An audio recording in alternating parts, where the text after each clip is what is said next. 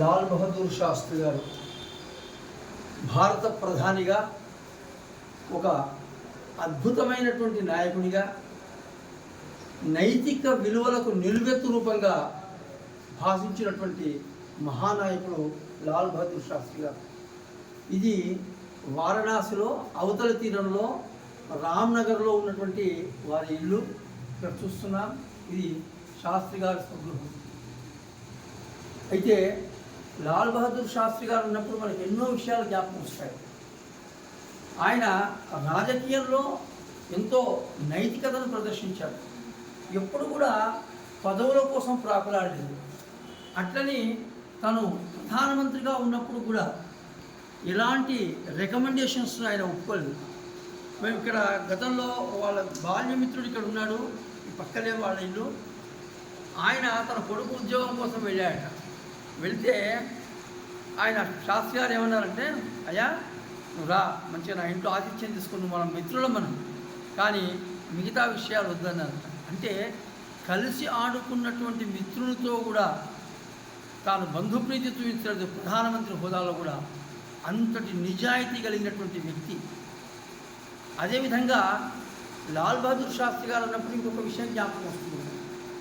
ఏమిటంటే ఆయన రైల్వే మంత్రిగా నెహ్రూ క్యాబినెట్లో పనిచేసినాడు. అప్పుడు తెలంగాణలో జనగామ రాష్ట్రంలో ఒక రైలు ప్రమాదం జరిగింది. అదేవిధంగా మహబూబ్ నగర్ జిల్లా అప్పన్నపల్లి దగ్గర ఒక రైలు ప్రమాదం జరిగింది. అయితే ఆ రెండు ప్రమాదాలు కాగానే కొద్ది కాలం డిఫరెన్స్ అయిపోయింది. వెంటనే తన యొక్క రైల్వే మంత్రి పదవికి రాజీనామా చేశారు. ఆయన ఎవరు బలవంత పెట్టలేదు.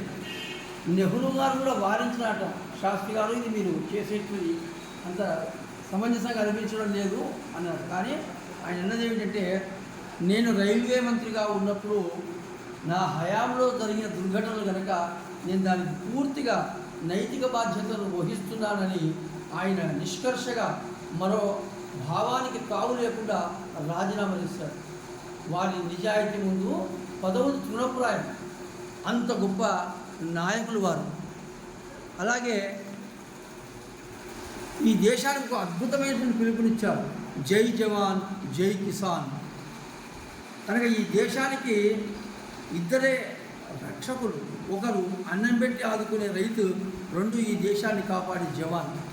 అందుకొరకు ఈ ఇద్దరిని జై జవాన్ జై కిసాన్ అని ఆయన ఒక అద్భుతమైన నినాదం ఇచ్చారు. పాకిస్తాన్తో యుద్ధం జరిగేటువంటి సందర్భంలో కూడా ఆయన ఏమాత్రం వెనుకడ వేయకుండా చాలా ధైర్యంగా ఆయన తన యొక్క నిర్ణయాన్ని తీసుకున్నారు. కనుక లాల్ బహదూర్ శాస్త్రి జీవితం అంటే చాలా ఆశ్చర్యకరంగా ఉంటుంది, చాలా నిజాయితీతో ఉంటుంది. అలాగే ఈనాటి యువత ఆయన నుంచి ఎన్నో నేర్చుకోవాలి. మనం వారి ఇంట్లో గ్యాలరీ, వారు కూర్చున్నటువంటి కుర్చీ, వారు ఉపయోగించినటువంటి వస్తువులు, చాలా చిన్న గది ఇది. వారి తల్లిదండ్రులు, ఇది వారి నిరాడంబరతకు ఒక చిహ్నం, ఒక పెంకుటిల్లు. వారు ఎంత నిరాడంబరత అంటే వారు ఉపయోగించేటువంటి వస్తువులు కూడా. ఇది వారి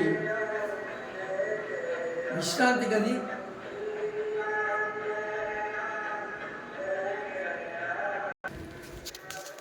వారు ఇంట్లో ఉపయోగించినటువంటి పాత్ర సామాగ్రి, భోజన సంబంధమైనటువంటి ఇవన్నీ కూడా ఇప్పటికీ భద్రపరిచినారు.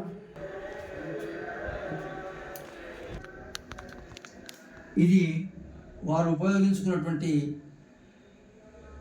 ఇల్లు, విశ్రాంతి తీసుకునేటువంటి చోటు, ఇవంతా కూడా. ఇది వారి ఇల్లు.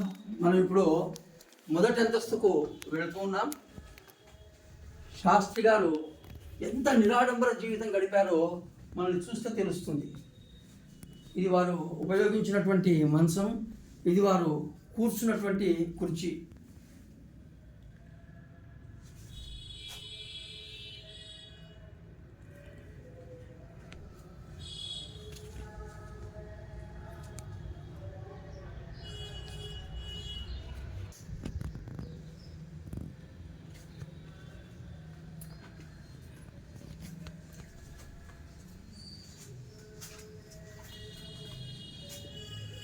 ఒకప్పుడు గంగానది అవతల వారు చదువుకోవాల్సి వస్తే డబ్బులు చెల్లించడానికి నావికునికి పైసలు లేని పరిస్థితిలో గంగానదిని ఈదుకుంటూ వెళ్ళి వాళ్ళు చదువుకున్నారట.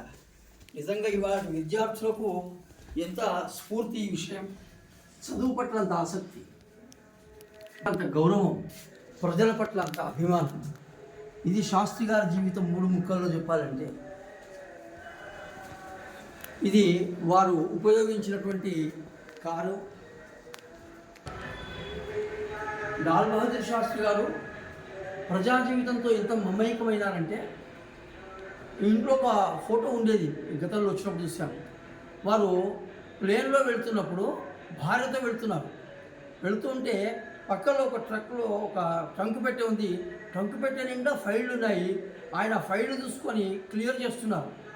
అంటే ప్రయాణంలో కూడా దేశం గురించి, దేశ విషయాల గురించి పట్టించుకున్న వ్యక్తి. పక్కన భార్య ఉన్న ఆమె కన్నా ముందుగా ఫైళ్ళని క్లియర్ చేస్తున్నారు.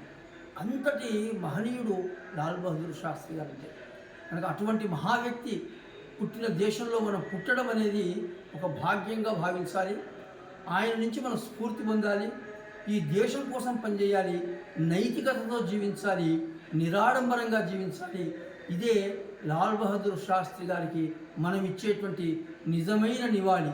జై జవాన్, జై కిసాన్.